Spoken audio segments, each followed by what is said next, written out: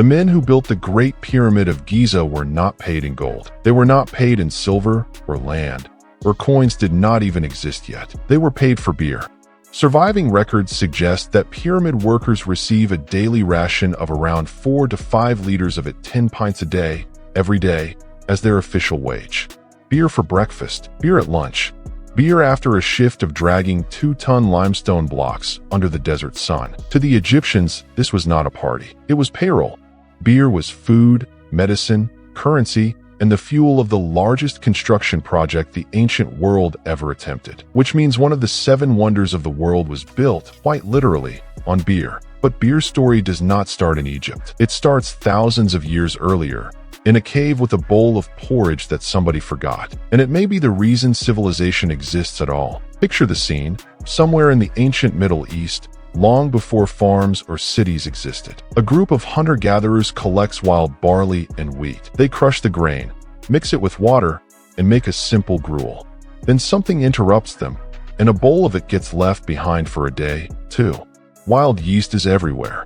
It floats in the air. It lives on the skins of fruit and on the husks of grain. Given warm water and crushed grain, it does the only thing yeast knows how to do. It eats the sugars and turns them into alcohol. When someone finally came back to that forgotten bowl, it was bubbling gently. It smelled strange, sour, but interesting, and someone, at some point, was curious enough or hungry enough to drink it. It made them feel warm, relaxed, a little happy. That was it. That was the first beer. No brewer, no recipe, no plan, just a forgotten bowl of porridge and a hungry volunteer. Was it exactly like that? Nobody can prove it. But just like the first cheese, the chemistry is so simple and the accident so easy that it certainly happened repeatedly across the ancient world. Beer did not need to be invented. It just needed to be noticed. And the hard evidence of how early that happened is astonishing. In 2018, archaeologists studying Reef Cave in modern-day Israel found stone mortars carved into the cave floor, with residue showing that people were mashing and fermenting grain into a beer-like brew 13,000 years ago. That is before the invention of the wheel, before writing, before farming itself. People were brewing before they were planting. And that detail has led some archaeologists to one of the most provocative theories in all ancient history. For a long time, the story of civilization went like this. Humans invented farming to make bread, and everything else followed. But at sites like Göbekli Tepe in Turkey, a massive stone temple complex built by people who were still hunter-gatherers, researchers found huge stone vats, big enough to hold dozens of gallons, with traces suggesting brewing. So, a growing number of scholars now ask a genuinely strange question. What if humans did not settle down and grow grain for bread? What if they settled down to grow grains for beer to brew for feasts and rituals, and bread came later as a side effect? To be clear, historians still argue about this, and the honest answer is that nobody knows for certain. But the evidence keeps piling up on beer's side. Either way, one thing is no longer seriously disputed. Beer is one of the oldest prepared foods in human history, as old as civilization itself and older than the loaf of bread on your counter. This forgotten bowl of porridge seemed like a small thing at the time. It was not. By the time the world's first true cities rose in Mesopotamia, beer was not a treat. It was the foundation of daily life. The Sumerians loved beer so much they gave it its own goddess Ninkasi, the goddess of brewing. And around 3,800 years ago, they wrote a hymn in her honor that doubles as the oldest beer recipe ever found. The hymn to Ninkasi walks through the entire process, step by step, in verse. It was a recipe written as a song because most people could not read, but everyone could remember a song. Sumerian beer was thick and cloudy, full of floating husks and grain. So, they drank it through long straws, often several people sharing one large communal jar. And this was not just peasant behavior. When archaeologists opened the tomb of Queen Pwabi, a Mesopotamian royal buried around 4,500 years ago, they found her drinking straws made of gold and lapis lazuli. A queen, buried with her beer straw, so she could keep drinking in the afterlife. Beer was so central to Mesopotamian life that it made it into the law. The Code of Hammurabi, one of the oldest legal codes on Earth, includes regulations for tavern keepers. Cheating customers on their beer was not a minor offense. Under the code, A tavern keeper who defrauded drinkers could be punished by drowning. 4,000 years ago, watering down someone's beer was, legally speaking, a capital crime. In Egypt, beer went even further. Everyone consumed it, men, women, and yes, children, because Egyptian beer was thick, nutritious, and low in alcohol, closer to liquid bread than to anything in a modern bar. It appears in Egyptian medical texts as an ingredient in dozens of prescriptions. Wages were paid in it. The dead were buried with it. And according to Egyptian mythology, beer did something even bigger. It saved humans. The story goes that the sun god Ra grew furious with humanity and sent the lion-headed goddess Sekhmet to destroy it. She slaughtered so eagerly that Ra regretted his decision, but Sekhmet would not stop. So, the gods brewed thousands of jars of beer and dyed it red to look like blood. Sekhmet found it, assumed it was the blood of her victims, drank all of it, fell asleep, and woke up calm. Humanity survived. In the Egyptian version of history, our species exists today because a goddess got drunk. That is how important beer was to the people who built the pyramids. They credited it with saving the world. Fast forward to medieval Europe, and beer had taken on a job that sounds unbelievable today. It was safer than water. Medieval towns dumped waste into the same rivers they drank from. Water could carry dysentery, cholera, and a dozen other killers. But beer was boiled during brewing, mildly alcoholic, and slightly acidic, three things that made it far less likely to make you sick. So, Europeans of every age drank what they called small beer, a weak, low-alcohol brew, from morning to night. Farmhands drank it in the fields. Sailors received it by the gallon. Children drank it with meals. It was not about getting drunk. It was hydration you could trust. And here is the part most people get wrong about history. For centuries, brewing was women's work. Beer was made at home, like bread, and the women who made and sold it were called alewives or brewsters. A successful alewife marked her house with a broomstick over the door, brewed in a large cauldron, and often kept cats to protect her grain from mice. Tall hats made her visible at the market. Broomstick, cauldron, cats, pointed hat. Some historians have argued that when brewing became big business and men wanted women pushed out of the trade, the image of the alewife curdled into something darker, the witch.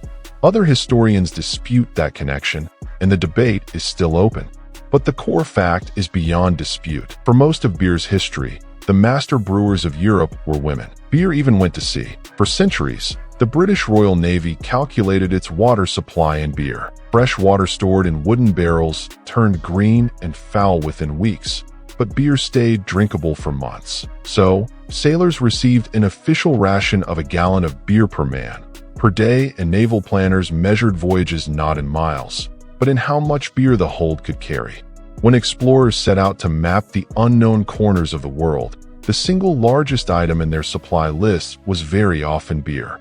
Some of the great voyages of discovery were, logistically speaking, floating breweries with a navigation problem. Then, once again, the monks arrived. Just as they had done with cheese, medieval monasteries turned brewing from a household chore into a science. Monks had grain, water, discipline, and written records. Monastery breweries supplied travelers, pilgrims, and entire towns. And during the fasting season of Lent, when solid food was restricted, monks leaned on a beautiful loophole. Liquid did not break the fast. So Bavarian monks brewed Doppelbock, a strong, dark, malty beer, so rich in calories they called it liquid bread, and drank their meals for weeks. According to the old stories, they even sent a batch to Rome for approval. By the time it survived the long journey over the Alps, it had spoiled so badly that the Pope tasted it, declared that drinking something so foul could only count as penance, and blessed the practice. Whether that tale is fully accurate remains debated. The beer, however, is very real. You can still buy Doppelbock today. For thousands of years, beer had one great enemy: time. It spoiled fast. Brewers threw everything at the problem: herbs, spices, tree bark, until Europe settled on a strange, bitter green cone growing on a climbing vine: hops. The first recorded hop garden appears in Bavaria around the year 736, and by the 1100s, the famous German abbess Hildegard of Bingen was writing about what made hops special. Their bitterness did not just flavor beer, it preserved it. Hops were a natural preservative. Beer could now travel, age, and be traded across seas. That one bitter flower turned beer from a local product into a global commodity. Then, in 1516, Bavaria did something no government had ever done. Fed up with brewers cutting beer with questionable ingredients, the Duke of Bavaria issued the Reinvestigate the Beer Purity Law. From that day forward, beer could contain only water, barley, and hops. Nothing else. It is often called the oldest food regulation in the world that is still, in modified form, in effect today. 500 years ago, beer got consumer protection before almost any other product on Earth. In 1842, in the Bohemian town of Pilsen, a bad-tempered Bavarian brewmaster named Joseph Graal combined pale malts, local soft water, and cold fermentation and produced something nobody had ever seen, a beer that was clear and golden. For all of history, beer had been dark, murky, and cloudy. This one glowed. And its timing was perfect because cheap glassware was just arriving in ordinary homes. People could finally see their beer, and once they saw golden Pilsner sparkling in a glass, they never went back. Today, most of the beer drunk on Earth is a descendant of that single brew from Pilsen. And in Dublin, one man made the single most confident business decision in beverage history. In 1759, a brewer named Arthur Guinness signed the lease on an abandoned brewery at St. James's Gate. The terms, £45 a year for 9,000 years.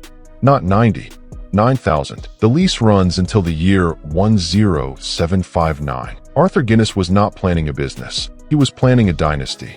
More than 2.5 centuries later, the brewery is still there, still making the most famous dark beer in the world, and still nowhere close to the end of its lease.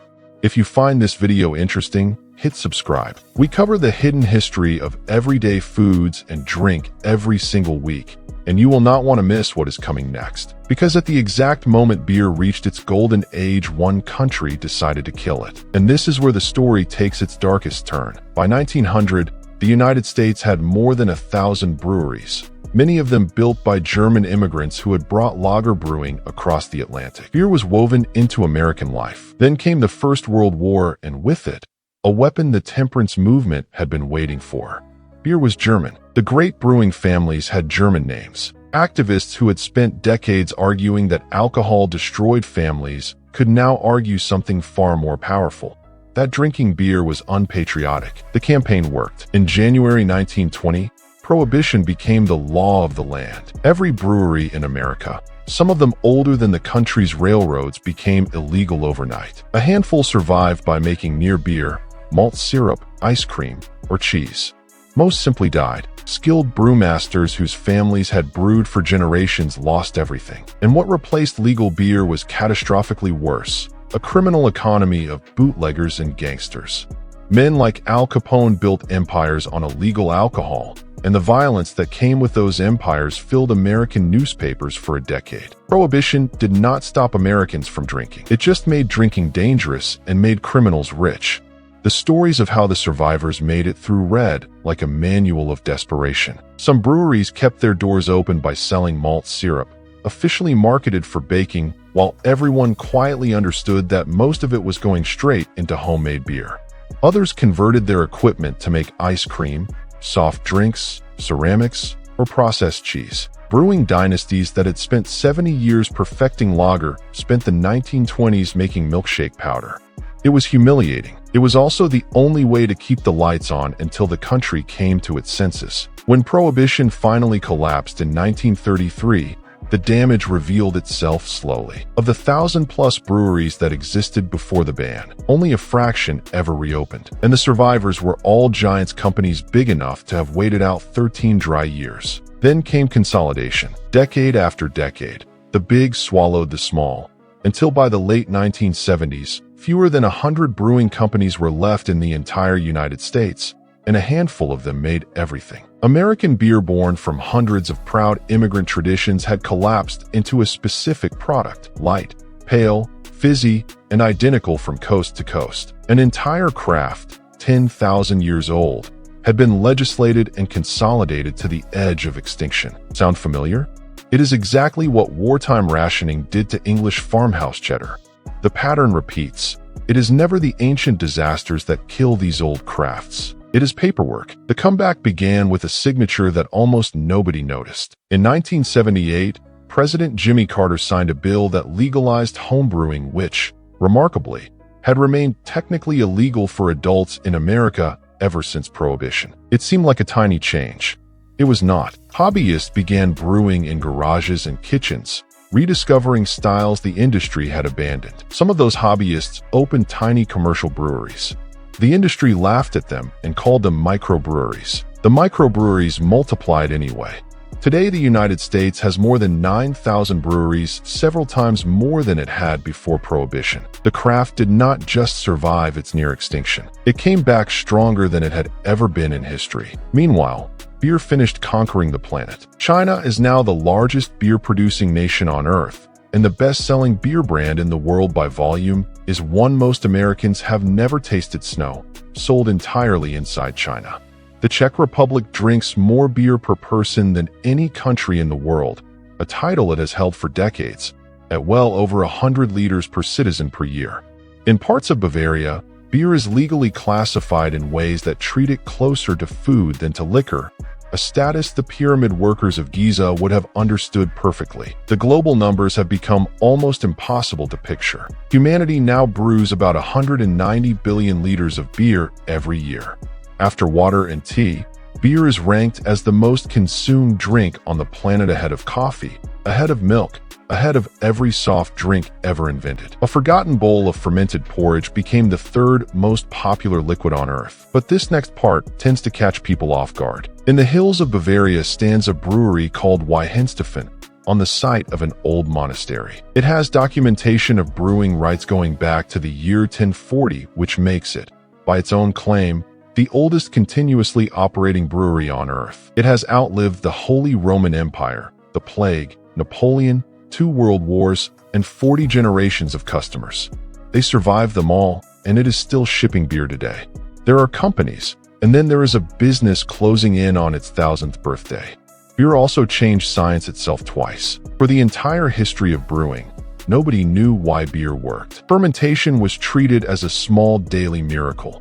Some old brewers called the foam that started it "God is good," because no other explanation existed. Then, in the 1800s, the French scientist Louis Pasteur turned his microscope on beer and proved the miracle was alive. A single-celled organism, yeast, was doing all the work. His studies of why beer spoiled helped lay the foundations of germ theory, the idea that invisible microbes cause disease, and gave the world pasteurization. It is one of history's strangest traits.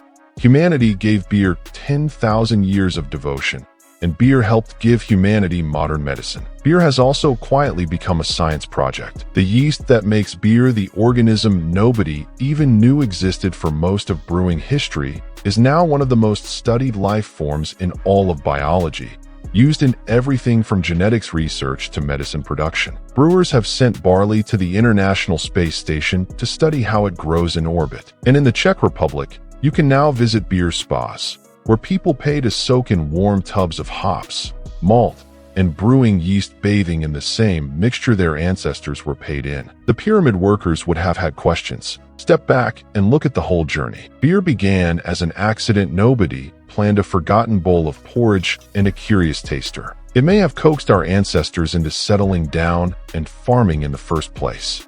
It paid the workers who raised the pyramids. It was law in Babylon, medicine in Egypt, and in one ancient story, the thing that saved humans. It kept medieval Europe alive when the water could kill. It was brewed by women for centuries before men took the credit. It was perfected by monks, protected by kings, outlawed by a superpower, and rebuilt from garages and kitchens by people the industry laughed at. It was wages.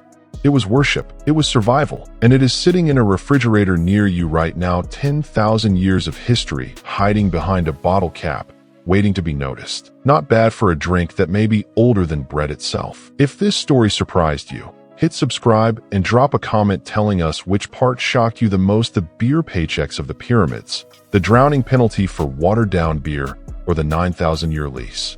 And like this video so more people can find it. We have a lot more hidden food history coming.